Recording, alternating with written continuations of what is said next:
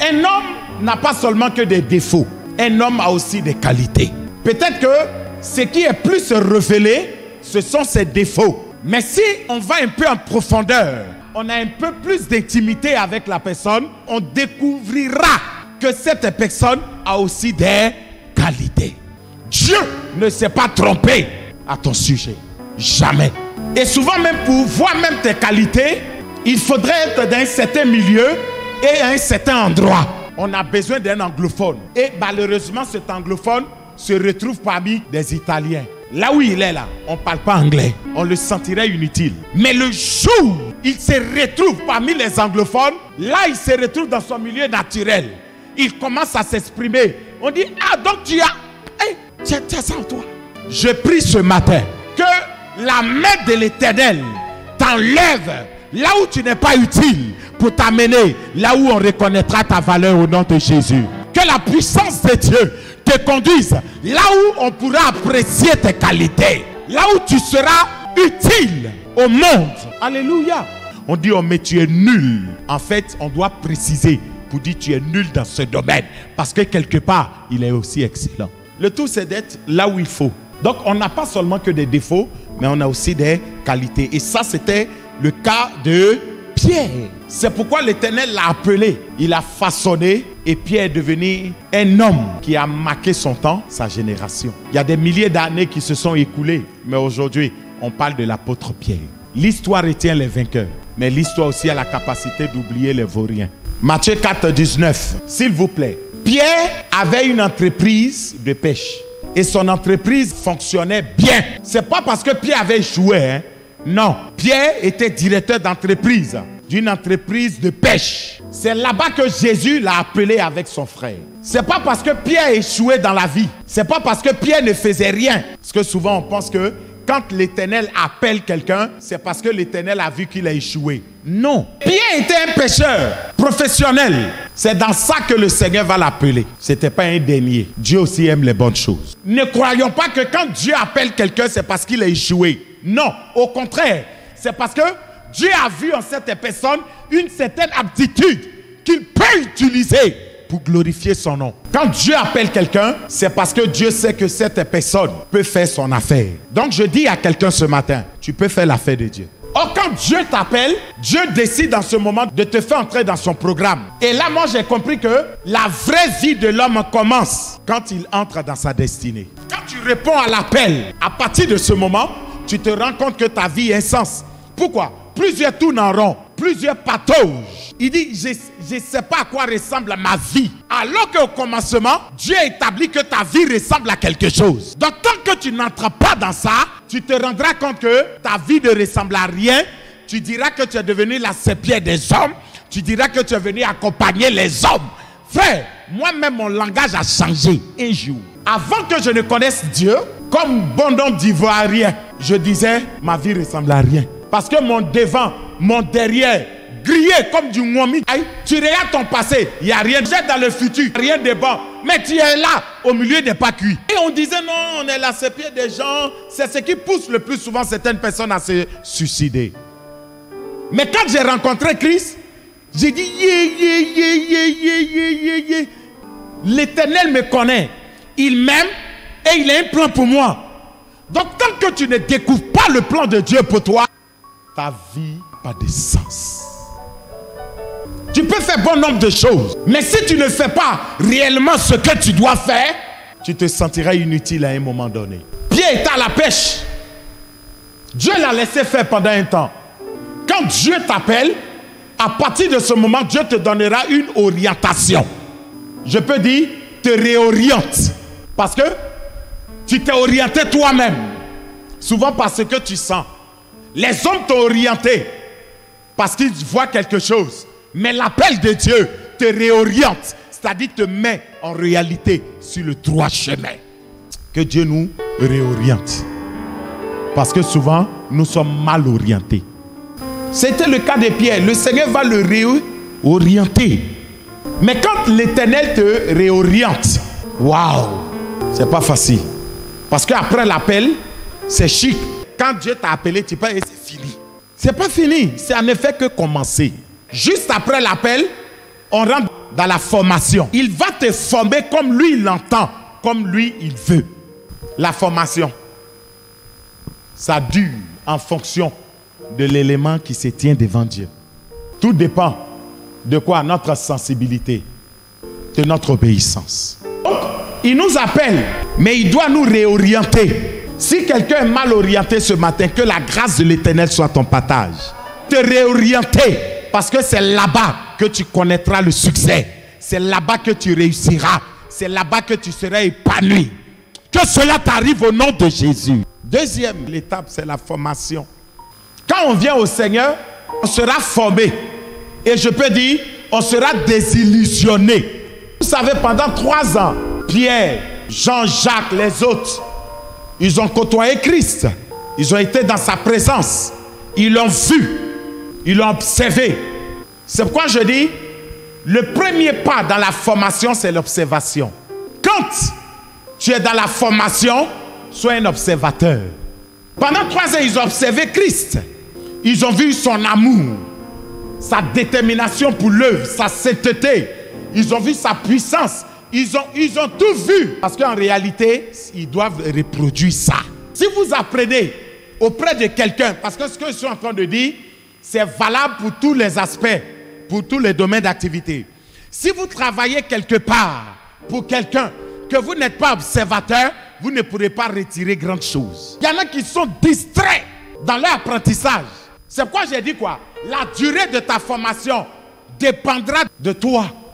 Si tu es obéissant, tu es observateur, tu es soumis, ça ne va pas durer. Mais si tu es distrait, tu es départagé, tu ne sais pas ce que tu veux, tu vas durer. Donc, pendant 3 ans, ils l'ont observé. Ils ont vu qui il est. Mais en réalité, quand ils voyaient qui Jésus était, c'est ce que Jésus leur demandait d'être. Maintenant, pour être comme lui, il faut passer par un chemin. Jésus dit, je dois aller au Père. Pierre dit, oh, je vais aller avec toi. Jésus dit, pour l'heure, tu ne peux pas me suivre. Où je m'en vais, tu ne peux pas. Pourquoi? Pierre n'était pas encore passé par le creuset du feu. Tant que tu n'es pas passé par le creuset du feu, passé par l'épreuve, on ne peut pas te qualifier. Ce sont les approuvés qui passent à classe supérieure. Mais les désapprouvés reprennent. Il dit, là où on est, Pierre, tu ne peux pas. Parce qu'en réalité, tu ne te connais pas toi-même. C'est pourquoi la formation est importante dans la vie de tout le monde. Celui qui refuse la formation est mal formé. Quelqu'un qui est mal formé, il déforme, il gâte, il est un danger permanent. La formation pour servir Dieu est à 2 niveaux. Premier niveau, c'est ce qu'on appelle la formation pratique. C'est-à-dire, tu apprends auprès de quelqu'un. Et la deuxième formation, c'est-à-dire, tu vas, on t'inscrit dans un institut pour te recadrer sur certaines choses. Mais l'école ne fait pas de toi serviteur. Tu es serviteur avant d'aller à l'école. Tu as l'appel avant d'aller à l'école. Mais ce n'est pas parce que tu vas, on te délivre un diplôme, que quand tu sors, tu es... Non, non, non, non, non, non. On appelle ça usurpation de titres et chercher problème. Apprendre auprès de quelqu'un, je peux dire c'est la meilleure formation. Parce que toi qui apprends, tu apprends de ses erreurs. Ce qui veut dire quoi? Tu as vu ses erreurs, tu ne les répètes pas. C'est pourquoi l'ouvrier, l'élève, devient plus puissant que son maître. Parce que ce que le maître, c'est-à-dire les erreurs qu'il a eu à faire en 10 ans, quand toi tu viens et que tu es attentif, observateur, obéissant, tu ne reprends pas ses erreurs, tu vas plus vite. Malheureusement, aujourd'hui, vous allez voir que beaucoup refusent d'apprendre. À l'église actuellement, quand tu prends un fils, au bout de 1 an, 2 ans, le fils est spirituel, il enlève le fils et puis il dit, mais père, il veut, c'est-à-dire, tu ne fais pas attention, il va t'appeler mon fils. C'est-à-dire le fils qui appelle son père spirituel mon fils. Pourquoi? Parce qu'il a 2, 3 révélations. Mais la révélation ne fait pas le ministère. C'est quoi les ouvriers d'aujourd'hui? C'est des ouvriers non cuits. Moi, j'ai dit, je ne mangerai jamais un pain non cuit. Je le jette à la poubelle. Et beaucoup sur la place publique sont non cuits. Pourquoi? Ils refusent d'apprendre auprès de quelqu'un. L'apprentissage, j'ai dit, ça commence par l'observation. Ils trouvent que les choses vont lentement. Ceux-là, c'est eux, on retrouve dans les scandales. Aujourd'hui, ils ont fini avec scandale, ils sont dans les scandaux. C'est grave maintenant même. Pierre avait de grandes illusions. Et souvent, c'est comme nous. Quand on s'engage dans quelque chose, on pense connaître. Mais en réalité, là où tu penses connaître, en fait, c'est là mais tu ne connais rien. Jésus dit, je dois aller à Jérusalem souffrir de la part des sacrificateurs. Pierre dit, Jésus, Garde-toi de dire ces choses. Je suis là. Personne ne peut mettre la main sur toi, Jésus. Personne. Jésus a regardé Pierre, puis il dit, Pierre, toi-même, tu ne sais pas qui tu es. Parce que souvent, c'est quoi? Quand tu n'es pas formé, tu as la volonté. Mais en réalité, la capacité te manque. La formation t'octroie la capacité. Pierre dit non, Jésus, laisse ça. On est ensemble. Mais c'est le même Pierre là qui va fuir. Jésus lui a dit, Pierre, où tu es là, tu n'es pas encore bâti. Ce qui va te bâtir, c'est la formation. La formation, c'est l'épreuve que tu endures dans le parcours. C'est l'observation, ce que tu vois l'autre faire. C'est pourquoi il faut toujours être auprès de quelqu'un pour apprendre. Tu as combien d'années de disciple-là? Il dit non, je me suis converti à fin 2020. Et puis, tu es quoi? Il dit le prophète des nations. Il dit, pardon, il faut commencer par quartier. En même temps, il faut commencer par quartier, là où tu es. Et puis après, tu vas évoluer.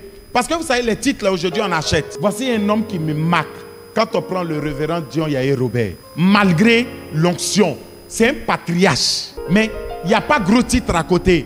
Mais aujourd'hui, tu regardes et même, tu sens même qu'il n'a même pas fini de têter. Tu regardes un visage innocent. Un jeune, il a mis Daddy. Il a dit, oui, Daddy. Pays, il est mélangé, hein. On dit là, tout le monde en soutane. Ne soyez pas surpris si ils ont voté le nouveau pape évangélique. Je dis, ils ne sont pas formés. C'est des gens qui sont pressés. Quand vous n'êtes pas formé, vous déformez tout sur le terrain. La discipline fait partie de la formation. Si vous n'êtes pas discipliné, votre formation va échouer. L'enseignement fait partie de la formation. J'ai pris un exemple simple. Regardez, hein, souvent on joue avec. On est chrétien, ça fait 10 ans. Si on veut descendre dans le monde, ça équivaut à quel diplôme? 5 ans de conversion. Normalement, tu es au stade de master. 4 ans, tu es ingénieur spirituel. 8 ans, tu es médecin. Mais quand on vient dans la réalité, là, dites-moi. Souvent même 10 ans de conversion, comportement de CPD. On joue. Au fur et à mesure que les années passent, nous devons être meilleurs. On doit être puissant. On doit brandir notre diplôme. On dit, j'ai 8 ans. Donc, c'est comme on est médecin. Mais à 8 ans, on a beaucoup de connaissances. Maintenant, je dis, quand on vient à l'église, 8 ans, on a quelle connaissance? La connaissance qu'on a, c'est le nom des prophètes de la ville. On a quelle connaissance? Étude biblique, vous ne venez pas. Vous avez quelle connaissance? C'est pourquoi dans le livre de Corinthiens, Paul dit aux chrétiens de Corinthe, il dit, vous chrétiens de Corinthe, vous me décevez tellement. Comment vous pouvez agir comme des païens alors que vous dites que vous avez connu Dieu? Voici un qui se lève, il prend la femme de son père. Voici l'autre, il dit des choses qui se font que le monde même ne fait pas. Il dit, c'est pourquoi on ne peut pas vous donner la nourriture spirituelle. Vous êtes des bébés au lait. Et ça, c'est le mal de l'église. Après 8 ans, 10 ans de conversion, on manque de base biblique. On ne connaît pas la Bible. C'est dimanche, on vient, puis on vient écouter le pasteur. Mais aussi, c'est un pasteur marmailleur. Vous devenez des fidèles marmailleurs. Pasteur s'est trompé. Il n'y a pas quelqu'un même qui peut dire, hé, Daddy, tu t'es trompé. Quelqu'un dit, Amen. On n'évolue pas. Or, l'enseignement fait partie de la formation. La vie chrétienne est une vie de formation. C'est pourquoi il a dit, le royaume des cieux est forcé. Seuls les durs pourront entrer là-bas. Les formés pourront entrer. Quelle est ta base spirituelle? Après 8 ans, quel est le diplôme que tu as? Tu sors avec quoi? Après 8 ans, tu es instable, tu as la recette des miracles. Est-ce que vous savez que aller au ciel, c'est d'abord un premier appel? On a appelé aller au ciel. On est réorienté. On abandonne. Comme Pierre a abandonné des choses. On abandonne quoi? Le monde. On abandonne certaines pratiques, le mysticisme. La vie chrétienne forme. On est formé. C'est quoi Christ va nous former. Et il nous forme. Quand tu redoubles, il paye ton année suivante. C'est-à-dire, tu n'as rien compris, il te fait redoubler. Et puis, c'est pas grave. Pour la scolarité, il s'en charge. Pour le transport, il s'en charge. C'est quand tu as vu un vieux chrétien, mais il n'a rien en lui. Il est vide. Il n'est pas un homme accompli. Il n'est pas formé. Il n'a pas la forme que Dieu veut. Parce que se faire former, c'est prendre une forme. Oh là, nous devons prendre la forme d'enfant de Dieu. Tant que tu n'as pas la forme d'enfant de Dieu, on reprend. L'Éternel envoie chez le potier. Il dit, observe bien le potier. Jérémie s'assoit. Le potier fait, il casse. Il fait, il casse. Il fait, il casse. Jérémie même est énervé. Dieu lui dit, Jérémie, voilà, c'est comme ça que je vous façonne. Toi, tu es quel genre d'agile? Donc le potier, pour faire les meilleurs vases, il a besoin de meilleurs agiles. Ah, le pasteur Kamagaté, c'est un formateur. Ouais, il nous a formés. Il nous a jaisé même. Il nous a appris à aimer Dieu et à vivre dans la sainteté. Il nous a appris la crainte de Dieu. Mais la formation, ça paye. Oh, vous savez, quand tu es dans le temps de formation, on ne te voit pas. On ne voit pas ta douleur. On ne voit pas ta souffrance. Mais un jour, ce que tu as reçu, tu dois présenter ça. Que Dieu nous bénisse.